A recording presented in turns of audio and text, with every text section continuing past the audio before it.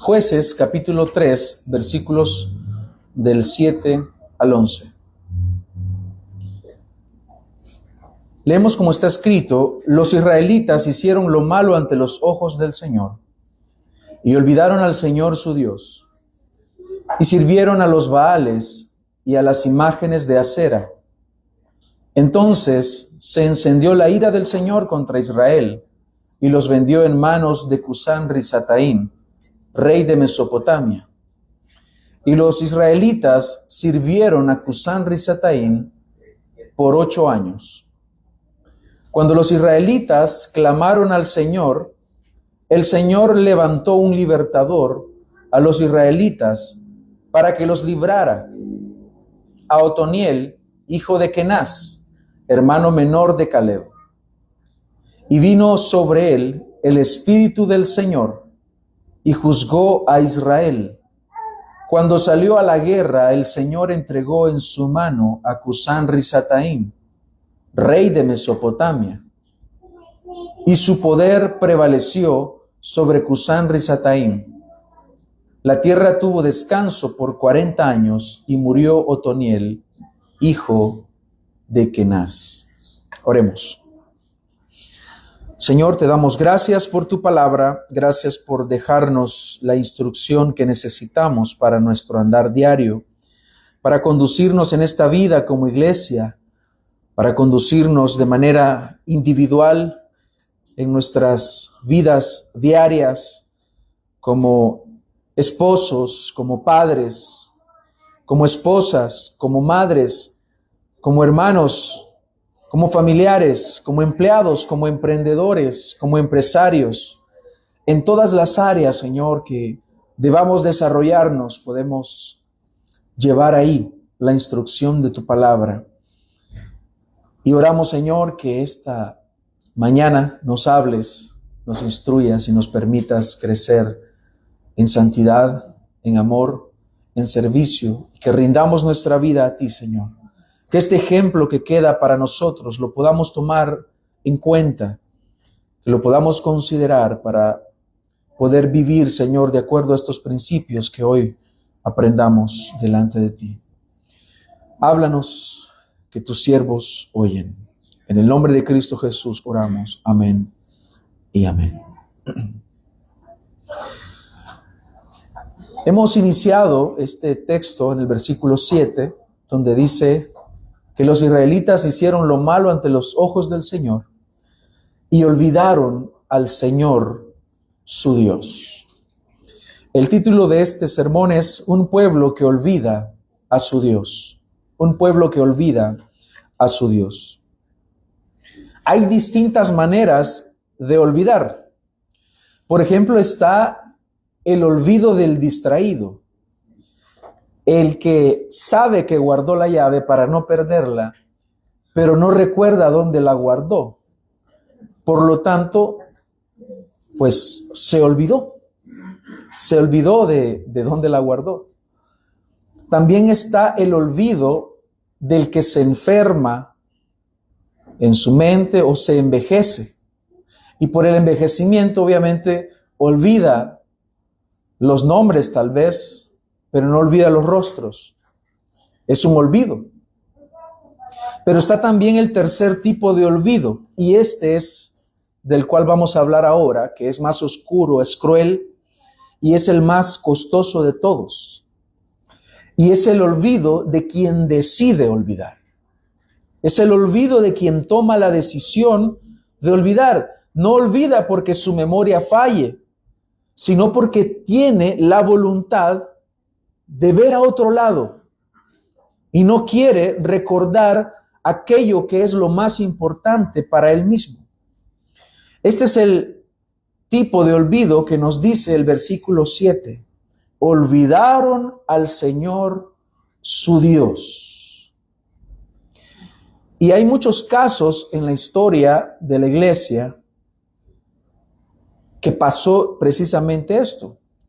El que está ahora delante de nosotros en el texto bíblico es un caso, pero me gustaría ilustrar este tipo de olvido con mayor claridad y con mayor dolor, algo que ocurrió a los descendientes de los puritanos de Nueva Inglaterra. Como se recordará, los puritanos del siglo XVII eran hombres y mujeres que cruzaron el Atlántico para construir algo que en sus propias palabras decían una ciudad edificada sobre un monte, una comunidad ordenada, una comunidad íntegra dirigida por la palabra de Dios. En el año 1636 fundaron la Universidad de Harvard y ellos en sus escritos fundacionales decían que tenían el propósito de que cada estudiante conociera a Dios y a Jesucristo, pues esto es la vida eterna. Así lo describían ellos. Eran hombres que predicaban con gran profundidad teológica, con un gran conocimiento, que realmente los predicadores modernos quedaríamos muy avergonzados ante estos predicadores que tenían gran conocimiento teológico, conocían las lenguas bíblicas, conocían de griego y conocían de hebreo al mismo tiempo. Hoy en día, pues algunos decimos, yo quiero enfocarme en uno porque no me da la cabeza para aprender dos. Pues ellos los hablaban, los escribían, lo entendían, conocían latín al mismo tiempo, conocían su idioma natal y eran hombres de gran conocimiento. Destacaban por orar con intensidad, vivían una vida moral que sus contemporáneos admiraban mucho y al mismo tiempo algunos temían a la vez. Y eran personas muy admiradas. Pero resulta, hermanos, que nosotros podemos llegar a preguntarnos, si estos hombres vivían así, ¿cómo es posible que las siguientes generaciones decayeron? Cualquiera podría decir, si se supone que estaban haciendo las cosas bien, lo lógico es que las siguientes generaciones entonces vivieran tal como ellos vivían. Algo comenzó a fallar poco a poco. Poco a poco comenzaron a suceder problemas en los púlpitos, en las iglesias. ¿Pero por qué fue? Porque hubo problemas en los hogares. Y cuando los hogares caen, téngalo por seguro que las iglesias van a caer. Cuando los hogares se desordenan, téngalo por seguro que la iglesia se va a desordenar, porque todo empieza ahí. El problema se dio en la siguiente generación de hijos, los cuales paulatinamente, poco a poco, fueron olvidándose de aquello que los llevó a lo que se llamó Nueva Inglaterra. Estas personas tenían fe cuando llegaron a Estados Unidos. Tenían grandes convicciones y querían vivir de acuerdo a ellas. Ellos habían perdido empleos. Ellos habían perdido la posición social que tenían en Inglaterra. Habían perdido seguridad y habían perdido una patria. Así que cruzaron el océano con sus familias. ¿Por qué? Porque ellos no estaban dispuestos a negociar sus convicciones, porque para ellos Dios no era una parte de su vida, sino que era el centro de su vida. Así que es loable todo eso. Pero ¿qué sucedió? El problema se dio con las siguientes generaciones. Sus hijos nacieron con una gran comodidad que ellos mismos pues habían buscado para heredar a sus hijos. Era la herencia que ellos dejaban. Ellos habían llegado a esa nación y ahora estaban sembrando, habían edificado casas, no había persecución, habían ciertos problemas, pero ya no había nadie persiguiéndoles para matarlos por sus convicciones. Así que la doctrina, sin la experiencia de ellos, llegó a generar terribles problemas. en estas siguientes generaciones. Y es precisamente lo que les había pasado a esta generación de creyentes o del pueblo de Dios que estaba ahora en la tierra prometida. Y vemos aquí que estas generaciones se olvidaron del Señor. La prosperidad de aquellos puritanos es exactamente la prosperidad que estaba viviendo el pueblo de Israel en Canaán. Ellos habían sido provistos de muchas bendiciones, pero la prosperidad se encargó de hacer el resto. Hay una frase de otro puritano, Cotton Mather.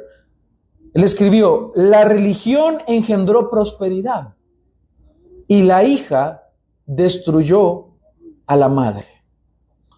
Para el año 1662, que sería una generación después de los que fundaron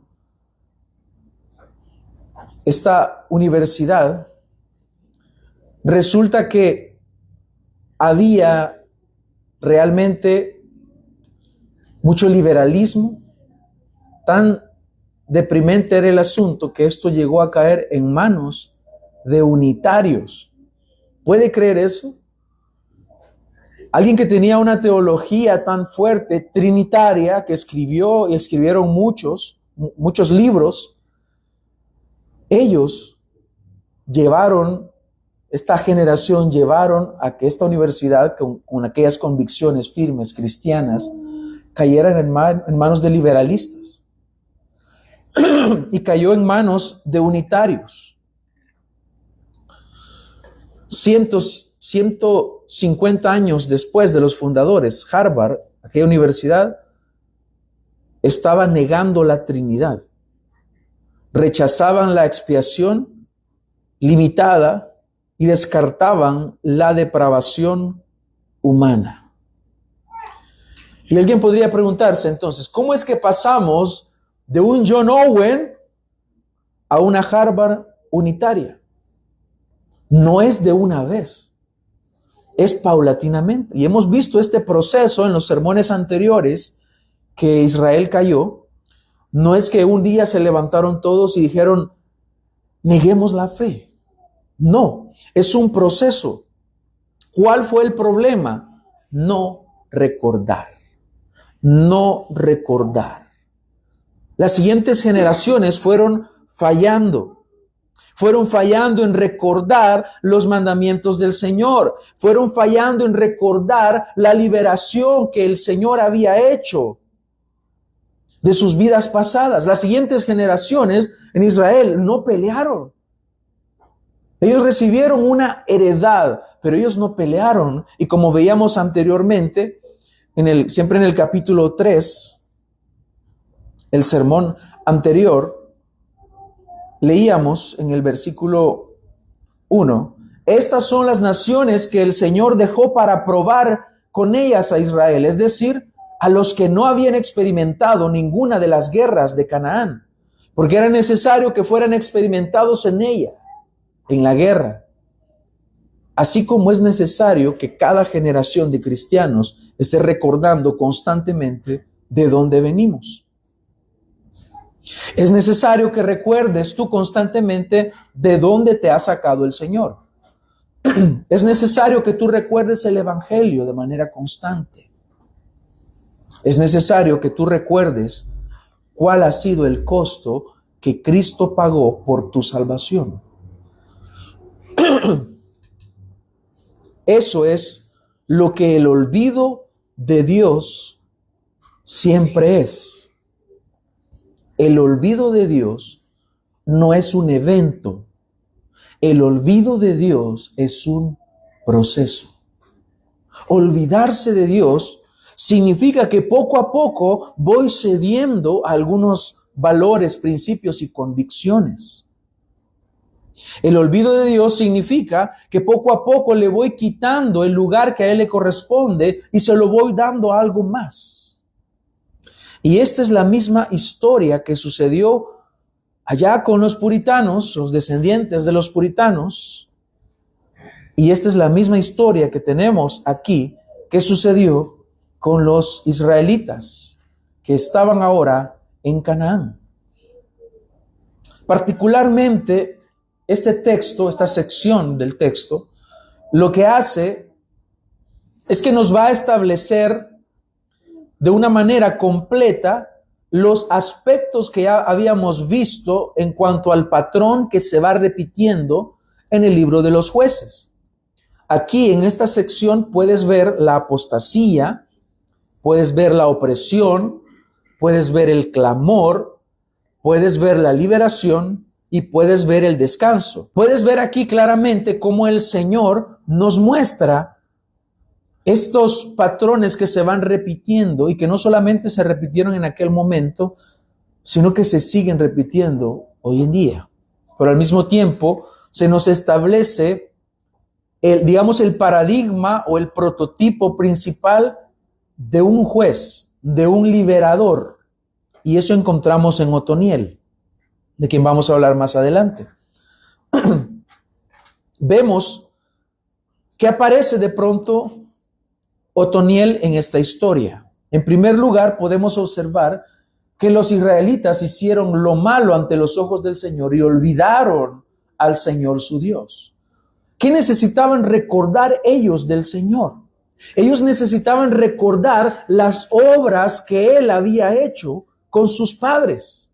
Ellos necesitaban recordar la identidad del Dios verdadero, que es precisamente eso, el Dios verdadero, para que no lo cambiaran por esos falsos dioses, que según el engaño que ellos habían creído, les podía tal vez esos dioses dar algo más, que ellos llegaron a creer que el Dios verdadero no podía darles. ¿Qué necesitaban de recordar de Dios? Necesitaban recordar de Dios la ley que Él mismo les había dado. Si ellos recordaban al menos el primero de los 10 mandamientos, ellos hubieran sabido que no existe otro Dios más fuera del Dios verdadero, el Dios de sus padres. Ellos necesitaban recordar que ellos habían sido elegidos por Dios, no por ser mejor que otras naciones, sino porque el Señor en su bondad, en su gracia y en su misericordia quiso elegirlos a ellos como un pueblo que fuera para Él, por posesión de Él. ¿Qué necesitaban ellos recordar? Necesitaban recordar que al ser ellos el pueblo de Dios, ellos también tenían que vivir de una manera que pudieran representar a ese Dios de una manera digna de una vocación con la cual ellos habían sido llamados. Pero vemos que no hicieron eso, y entonces se enciende la ira del Señor contra Israel. ¿Por qué se enciende la ira del Señor? Porque Él ama a su pueblo. Y aparece entonces Otoniel, que es la única historia en todo el libro de los jueces que completa el ciclo sin ambigüedad moral. Por lo tanto, Otoniel es el paradigma, el prototipo de juez. No hay mancha en el registro de Otoniel. Pero si yo le digo de Sansón, ¿hay mancha? Sí, hay mancha. Pero en Otoniel no. Esta limpieza en su testimonio, podríamos decir, nos sirve como el estándar máximo con el cual todos los jueces posteriores van a ser medidos. No hablamos de que Otoniel es perfecto, pero sí en su ministerio y en el llamado que él tenía, él no falló. Y ante este testimonio, todos sin excepción van a ser medidos y todos quedan en evidencia. Así que el narrador nos da primero el ideal para que cuando venga la corrupción la podamos conocer con claridad. Así que vemos que el ideal de juez es Otoniel. Otoniel es ese ideal. Entonces, antes de que entremos a examinar el ciclo de pecado y restauración, quiero que nos detengamos brevemente en el instrumento que Dios escoge para liberar, porque hay ciertos aspectos que podemos aprender. Entonces, se nos dice que el Señor levanta a Otoniel. El Señor levanta a Otoniel, hijo de Kenaz, hermano menor de Caleb. Hay tres aspectos que es importante poder entenderlos. En primer lugar, se nos dice que se nos habla de Caleb y su hermano Kenaz, padre de Otoniel. Ellos no eran israelitas de nacimiento. Eran cenezeos, eran descendientes de un pueblo de Madián que en los días de Moisés se unieron a Israel. Y Caleb es identificado en los registros tribales con Judá. En Números 32:12 dice: Caleb, hijo de Jefone, cenezeo, no era israelita. Así que podríamos decir entonces con claridad que la ascendencia de Otoniel era gentil. Habían sido adoptados en el pueblo del pacto. Habían sido adoptados como Ruth la moabita, que ella dejó sus dioses y ella le dijo a Noemí: yo te seguiré a ti, tu Dios será mi Dios, tu pueblo será mi pueblo y tu Dios será mi Dios. Así que fueron injertados por la gracia de Dios en el linaje de Israel. También podemos decir que este no es un dato menor, sino que es algo muy importante. Es interesante ver cómo el Señor está mostrando gracia. Otro dato importante: Otoniel era hermano menor. Otoniel era hermano menor. En la cultura del Antiguo Oriente, ser el hermano menor significaba una gran desventaja social. Significaba mucha desventaja. Porque el primogénito heredaba todo. La mayor bendición era dada al primogénito. Y sin embargo, Dios lo elige a él para hacer una obra, una labor. El Señor, pues, si usted se fija, a pesar de esas desventajas, tenemos, por ejemplo, a David, que lo elige el Señor, y David no era primogénito. Y así podemos ir viendo cómo el Señor, en su gracia, Él va a elegir a quien Él desea para hacer una labor. Así que el asunto aquí no es de fuerza ni de poder en la persona, sino que aquí lo que sobresale es la voluntad de Dios para hacer las cosas. Otoniel significa fuerza de Dios. Otoniel significa fuerza de Dios. En el hebreo es Otni. Otni, él. Otni significa fuerza y él significa Dios. Así que si usted le quiere poner a su hijo Otoniel, pues significa eso, fuerza de Dios. Ya entonces el libertador lleva gloria en su propio nombre, pero no una gloria de él, sino algo que es de Dios. Está apuntando a aquel quien lo envía. Porque resulta, hermanos, que todo ministerio que haga el hombre y al cual el Señor lo envíe, opera bajo este mismo principio. Somos instrumentos de Dios. No somos los actores principales y Él no es el actor principal. Y eso lo vamos a poder ver Más adelante, adelantándonos un poquito en el versículo 10, vino sobre él el Espíritu del Señor. Vino sobre él el Espíritu del Señor. Así que de aquí inmediatamente podemos obtener una aplicación muy importante.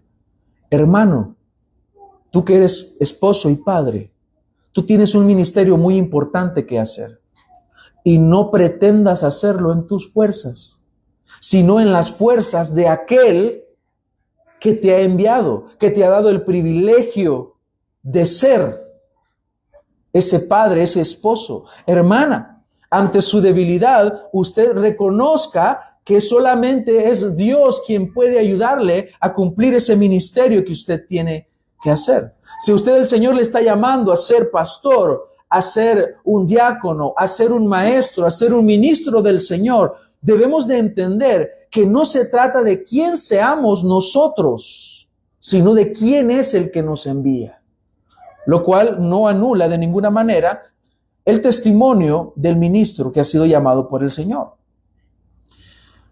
Entonces vemos aquí que el libertador, quien es Otoniel, quien va a ser levantado ante el clamor de un pueblo que está siendo castigado, este hombre, que es un hermano menor, que procede de un injerto en su linaje, que ha sido injertado en esta nación, en este pueblo, resulta que él tiene el favor de Dios, porque su fuerza es Dios. Entonces, este es a quien Dios va a levantar como un instrumento. No vemos a un hombre con un gran linaje, no vemos a un hombre poderoso, vemos debilidad. Si hay algo que en primera instancia podemos observar, es debilidad. ¿Qué fue entonces lo que había sucedido? ¿Por qué era necesario un hombre así? Porque Israel había olvidado a Dios. Hemos identificado entonces el instrumento que Dios va a utilizar y el texto nos lleva ahora al problema que hizo necesaria la intervención y lo hace con una sentencia que debería ponernos a pensar. Dice, los israelitas hicieron lo malo ante los ojos del Señor y ¿qué hicieron? Olvidaron al Señor su Dios. Entonces, ¿qué hicieron ellos? No dice que negaron a Dios, no dice que blasfemaron, ni dice que hicieron una declaración formal de su apostasía, sino que olvidaron a Dios. No fue un olvido como un fallo de memoria, sino que fue un acto de la voluntad de ellos. Una decisión que la mantuvieron y que la sostuvieron en las siguientes generaciones que habían llegado a Canaán. Y este es el pecado que nos está manifestando aquí, y es el pecado que comúnmente nos sucede a nosotros. Adán, por ejemplo, no blasfemó contra Dios en el jardín. ¿Cómo actuó él? Como que si Dios no lo estuviera viendo. Como si las palabras de Dios no importaran. Como que si es algo de lo cual podemos prescindir. Así que el olvido de Dios es madre de todos los demás pecados. ¿Por qué un hombre que adultera y que abandona a su esposa, sabiendo que es pecado, comete el pecado? ¿Será que no faltó faltó la palabra del Señor? ¿Será que no hubo consejo? ¿Será que pecó en ignorancia? No, pecó porque decidió voluntariamente olvidarse de Dios. Y ese es el problema nuestro, que nos olvidamos de Dios de manera que actuamos como que si Dios no nos está viendo. Actuamos como ignorantes de la palabra de Dios. El olvido de Dios va a parir otros pecados. Así que el olvido de Dios, hermanos, no es el último escalón de la apostasía. Bueno, sería hacia abajo. Es el primero. Olvidarse de Dios. El alma que no está constantemente meditando en Dios y en su gloria se expone a sí mismo a las tentaciones que están ahí a la orden del día. Si tú te olvidas de Dios, si no estás constantemente meditando en el Señor y tu corazón empieza a vaciarse de Dios, esa será una habitación desalojada para que venga un inquilino que va a querer destruirte. Israel no cayó de repente en la apostasía.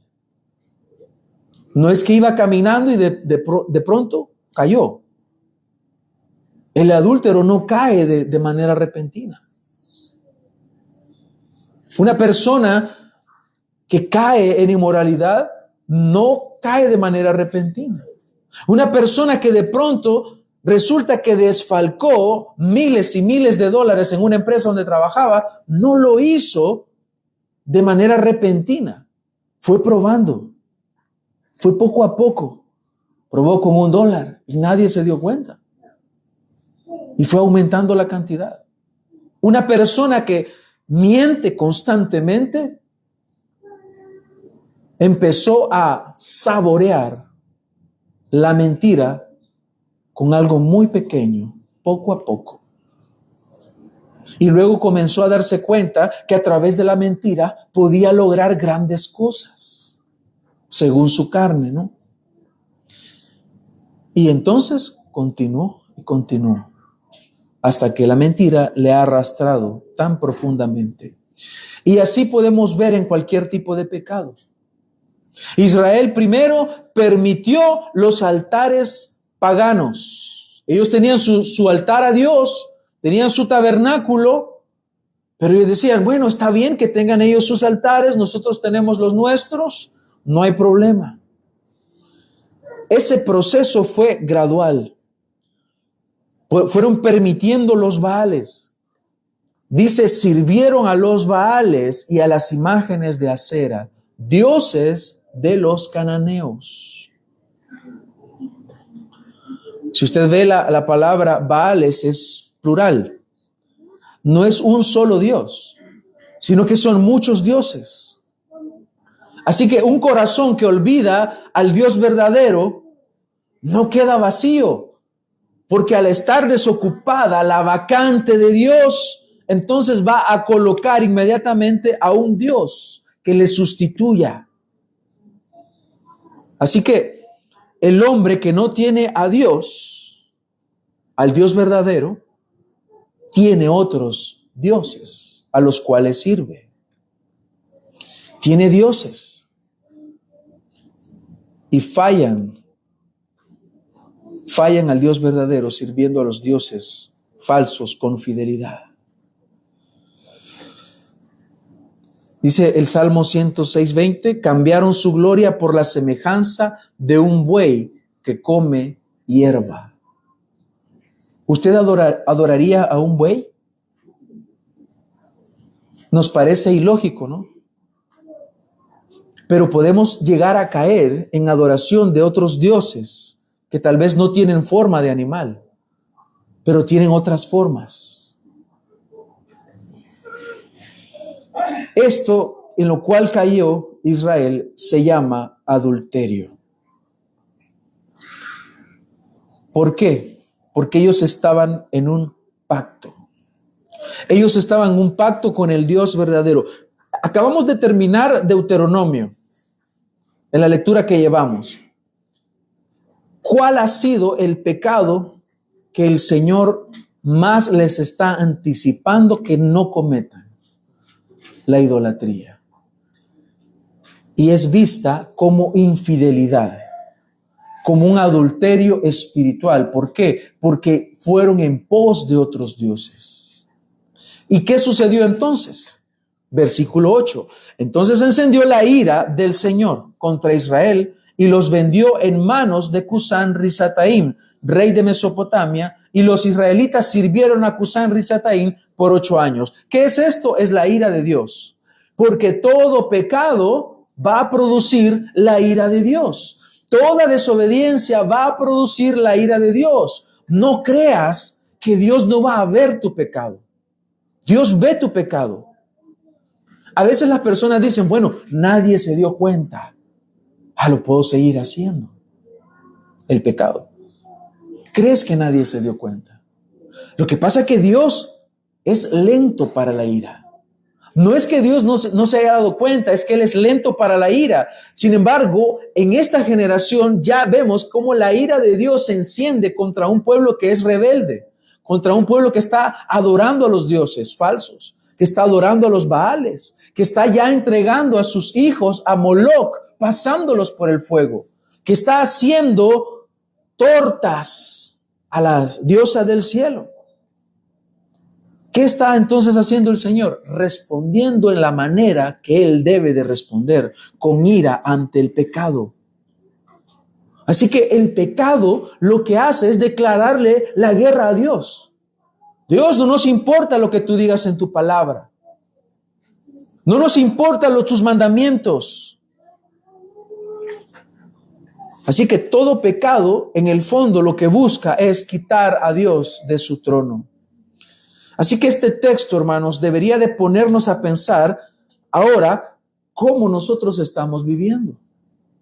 Si nosotros estamos viviendo para otros dioses, debo de tener yo como forma aplicativa para mi vida de que la ira de Dios se habrá de manifestar en contra de mí. ¿Qué sucedió en este entonces? Nos dice el texto que como la ira del Señor se encendió, Él no los fulminó con fuego.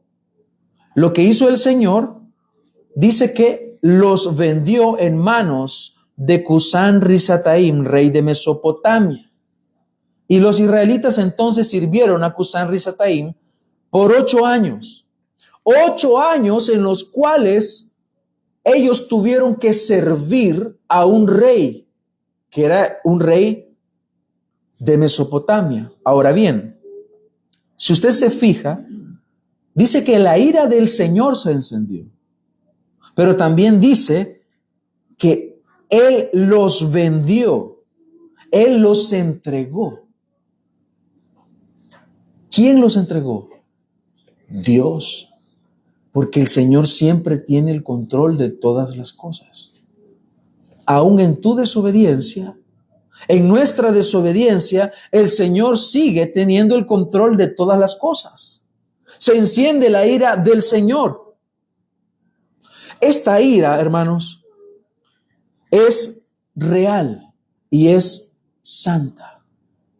El Dios de la Biblia es fuego consumidor y su ira no es irracional. No podemos decir que su ira como respuesta le quita a Él santidad. No, la respuesta que Él tiene cuando Él destruye, su acción es santa, es pura y es perfecta y no es desmedida. Su ira no es irracional, es ira divina. Es la respuesta necesaria y santa porque Él es santo.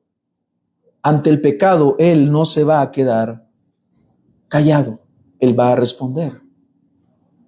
Dios es justo, es misericordioso.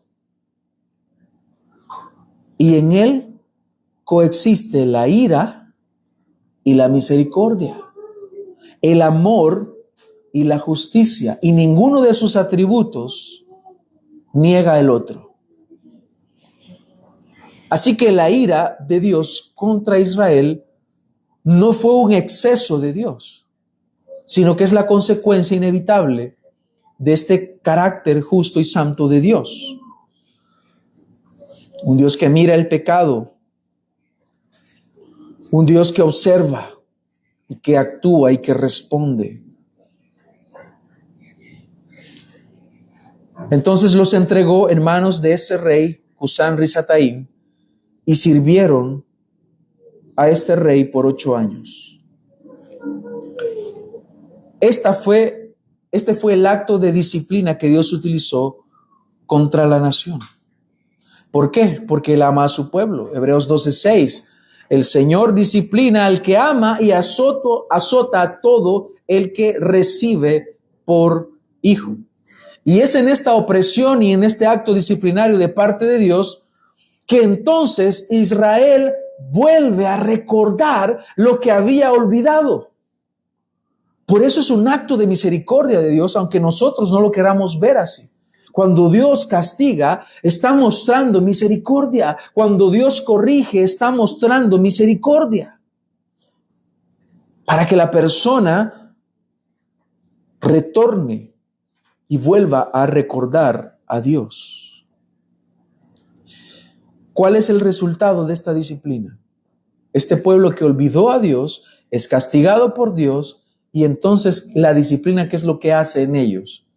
Dice, cuando los israelitas clamaron al Señor. Gloria a Dios por la disciplina que nos hace volvernos a acordar de nuestro Dios. Como habíamos visto la vez anterior, el sermón anterior, aquella comodidad ocasionó gente rebelde, caprichosa. Pero ¿qué produjo esta aflicción? Un clamor. Un clamor que los hizo acordarse del Señor. Cuando los israelitas, versículo 9, clamaron al Señor, el Señor levantó un libertador a los israelitas para que los librara. Clamaron al Señor. Hay quienes claman a Dios solo porque el dolor es insoportable, no porque el pecado les sea odioso. Tenga cuidado. Tenga cuidado porque hay falsos arrepentimientos. Hay personas que pueden clamar a Dios solo porque están viviendo las consecuencias de su pecado, pero no porque realmente estén arrepentidos. En el hebreo acá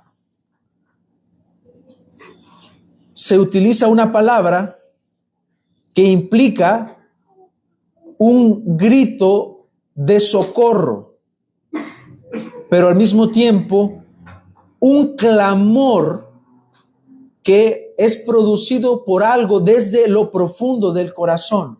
Es decir, el verbo aquí es saak en hebreo, que no es algo superficial, sino que es algo muy profundo. Entonces implica no solamente un grito de pedir ayuda, sino que al mismo tiempo reconoce que es algo que viene desde el corazón y que se dirige a una sola persona que le puede ayudar. En este caso, la palabra ha sido utilizada para referirse que es un clamor hacia Dios. Es un clamor hacia el cielo. Y todo aquel que clama, ¿qué es lo que encuentra? Ayuda. Ayuda. Un corazón endurecido no clama. Pero un corazón que está humillado delante de Dios, que reconoce su proceder, que reconoce que ha negado a Dios, que ha ofendido a Dios, clama por ayuda. Clama. Por eso, cuando alguien se ha olvidado de Dios y está caminando en la dirección que no debe de caminar, el llamado es arrepiéntete y el Señor te perdona. Estás a tiempo. Aún no estás en el infierno, estás a tiempo. Arrepiéntete. Arrepiéntete si te has olvidado de Dios. Si vas caminando en dirección opuesta a donde tienes que ir, arrepiéntete, vuélvete al Señor. ¿Qué podemos observar aquí?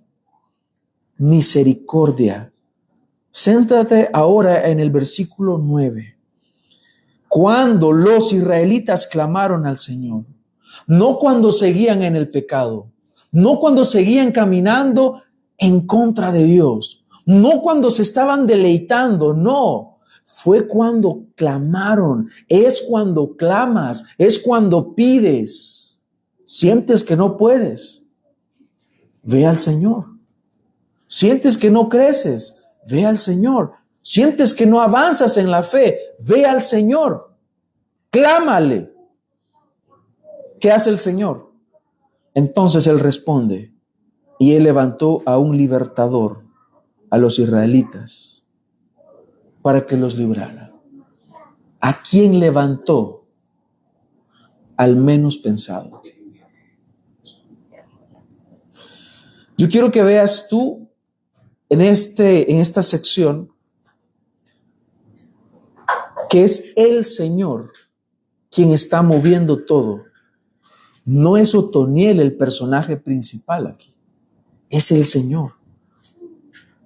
Los israelitas clamaron al Señor y el Señor levantó un libertador a los israelitas. Es el Señor quien levantó. Ya hemos hablado de Otoniel. Ahora puedo continuar entonces con lo siguiente. El sujeto de la liberación no es Otoniel. Otoniel es el instrumento de la liberación. Es Dios quien libera.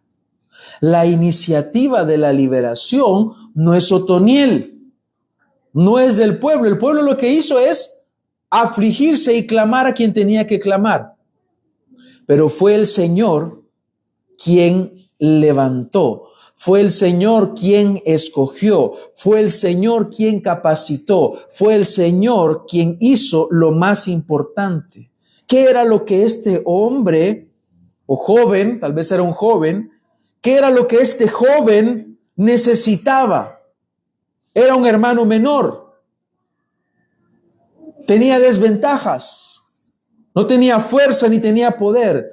Él lo que necesitaba es lo que Dios le dio. Versículo 10. Y vino sobre él el Espíritu del Señor. Todos estos hombres que encontramos en la palabra de Dios no fueron elegidos por ser los mejores, eran los peores. Pero fueron capacitados por el Espíritu del Señor. Y eso es lo importante acá. ¿Qué es lo importante acá? Que el Espíritu de Dios estaba con él.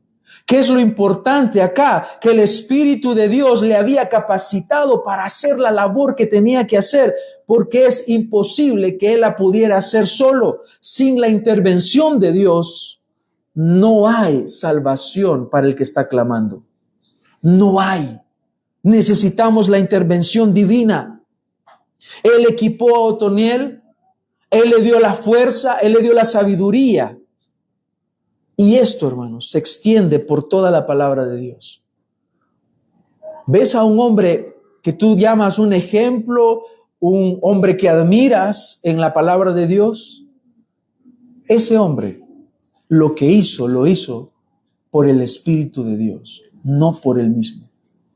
Por lo tanto, no hay hombres grandes en la palabra de Dios.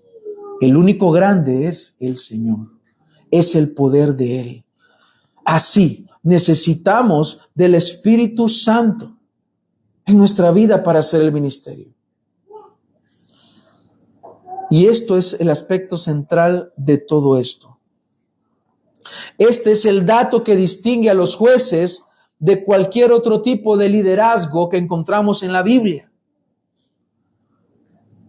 El narrador señala aquí que lo que él hizo, lo hizo en el poder del Señor. Versículo 10, y vino sobre él el Espíritu del Señor.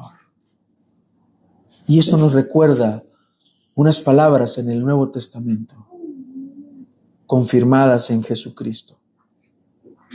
El Espíritu del Señor está sobre mí, por cuanto me ha ungido. ¿En dónde encontramos estas palabras? Las encontramos escritas por el profeta Isaías, pero vemos que también resuenan en nuestra mente porque hay alguien que nos las ha dicho y la ha aplicado a la salvación de los hombres, y es Jesucristo. ¿Por qué pienso en Jesucristo? Porque Él es el verdadero libertador de todos los hombres. Otoniel es un prototipo de un libertador ejemplar. Pero nota algo, versículo 11. La tierra tuvo descanso por 40 años. ¿Otoniel liberó? Sí. ¿Otoniel liberó en el poder de Dios? Sí, lo hizo. ¿Otoniel trajo paz? ¿Trajo descanso? Sí, por 40 años. 40 años. Pero el libertador del cual yo te estoy hablando, de quien podemos ver aquí que Otoniel es un tipo de este libertador mayor, que es Jesucristo, él que delante de los hombres tenía todas las desventajas. Él, Jesucristo, resulta que Él es el libertador por excelencia. Él puede liberar a los cautivos, Él puede dar vista a los ciegos. Él no trae paz por 40 años. Él trae una paz que es eterna. Él es el príncipe de paz. Él te da una paz que sobrepasa todo entendimiento.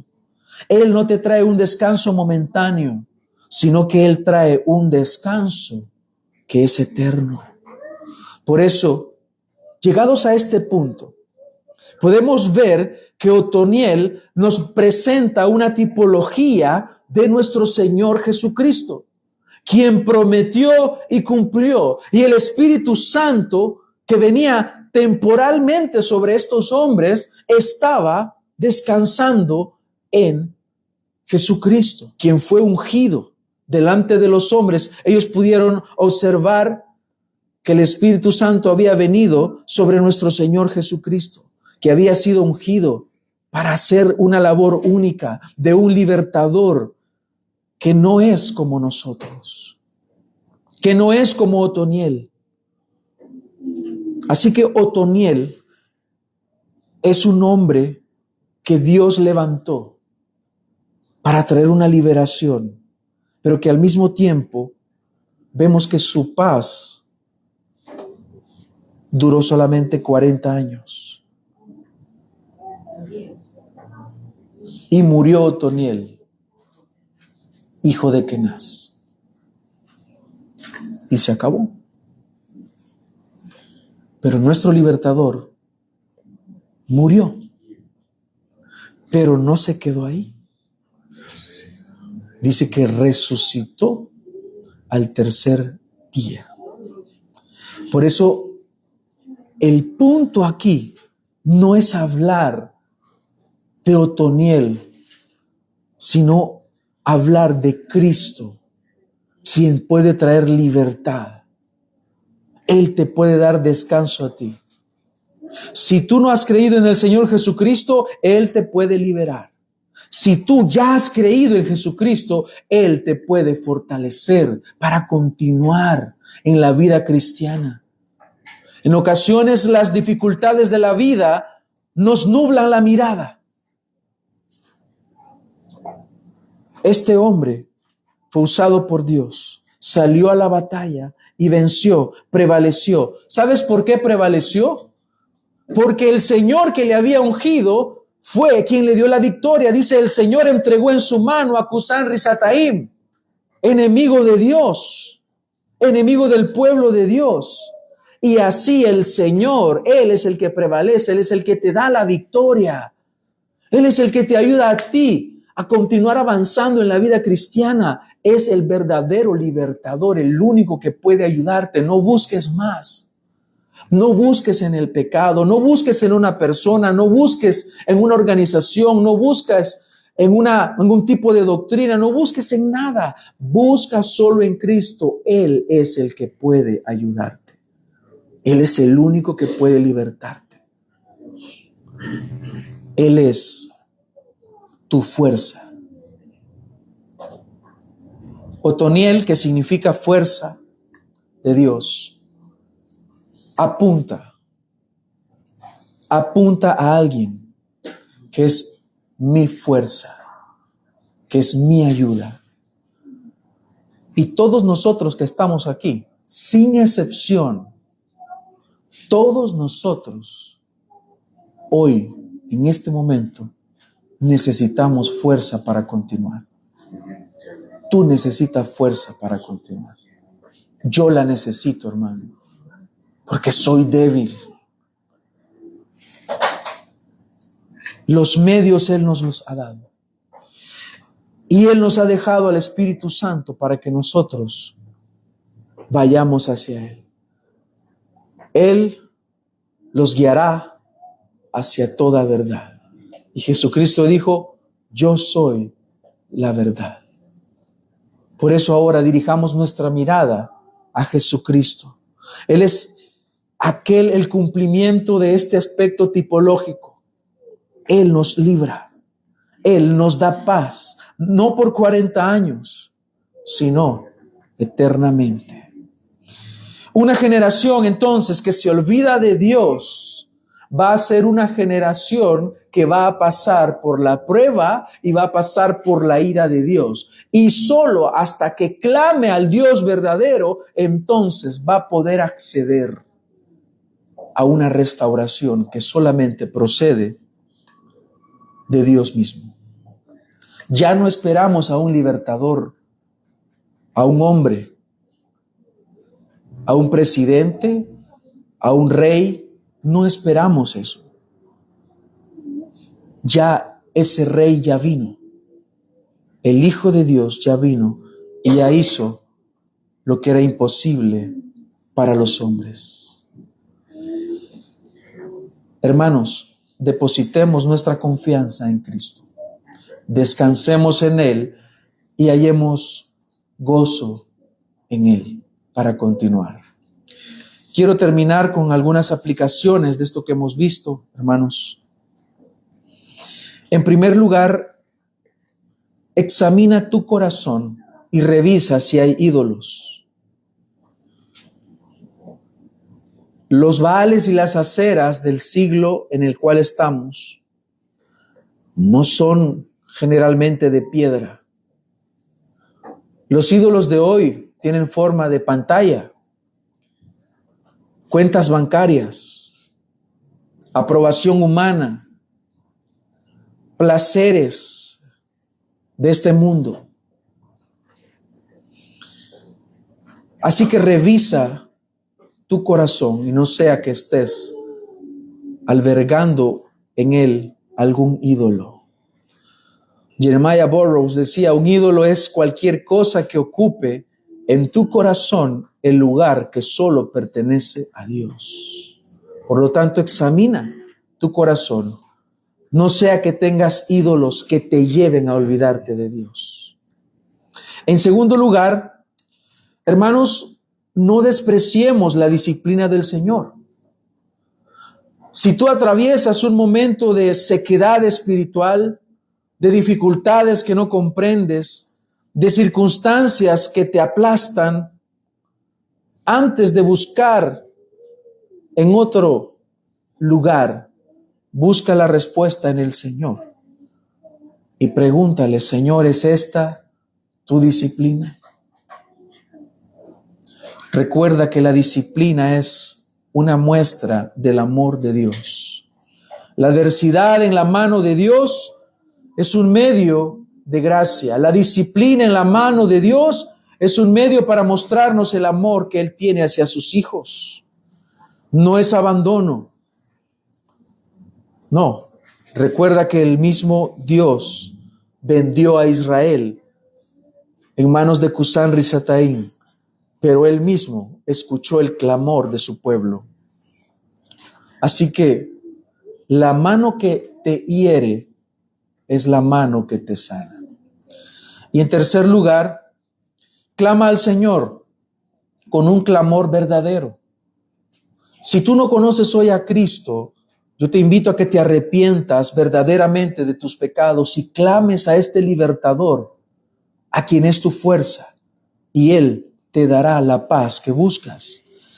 El Salmo 34:18 de manera hermosa dice, el Señor está cerca de los que tienen el corazón quebrantado y salva a los de espíritu abatido. ¿Es este tu corazón? ¿Tu corazón está quebrantado? ¿Tu corazón está abatido? Pues es ese el corazón que Él bendice. Él está cerca de quienes tienen este tipo de corazón. Y en cuarto lugar, confía en el libertador que no muere. Confía en Jesucristo. Es Jesucristo nuestro otoniel definitivo, porque Él vive para siempre. De Él no se dice que murió y dio un descanso de 40 años, sino que se dice que Él es el príncipe de paz. Su paz es eterna. Confía entonces en el Señor Jesucristo. Esto no es un mensaje solamente para los inconversos. Este es un mensaje para cada creyente. Porque no debes olvidar quién es tu Redentor.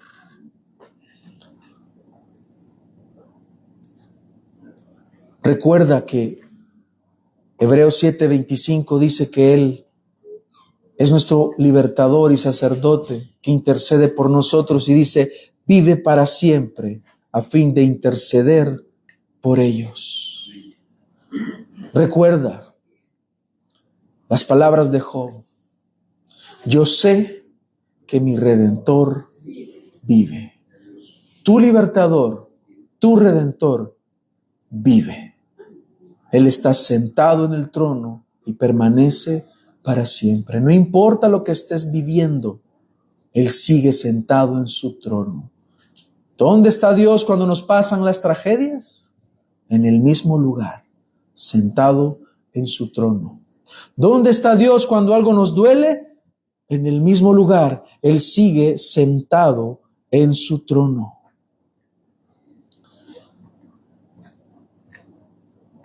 Hay un sermón de Jonathan Edwards donde él escribió al final, dice, al final de la historia no habrá más ciclos de pecado y restauración, sino una bienaventuranza permanente, donde el pueblo de Dios amará a su Señor sin la sombra del olvido y lo servirá sin la mancha del pecado para siempre. Habrá un momento en el cual no habrá más pecado y no habrá manera de olvidarnos de ese Dios. Hoy luchamos por no olvidarlo, porque nuestra carne desea separarnos de Dios. Pero nuestro Redentor vive y confiamos en Él y descansamos en su obra que es perfecta a favor para cada uno de nosotros. Oremos hoy.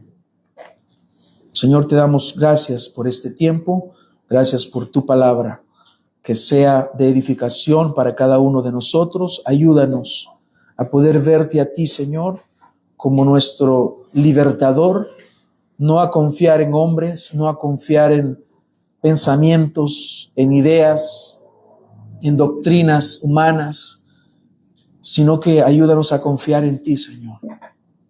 Sé tú nuestro ayudador, sé tú nuestro sustentador, que el día en el cual te veamos y estemos contigo, Señor, cumplido nuestro magno ideal, como dice el himno, que ese día, Señor, venga pronto.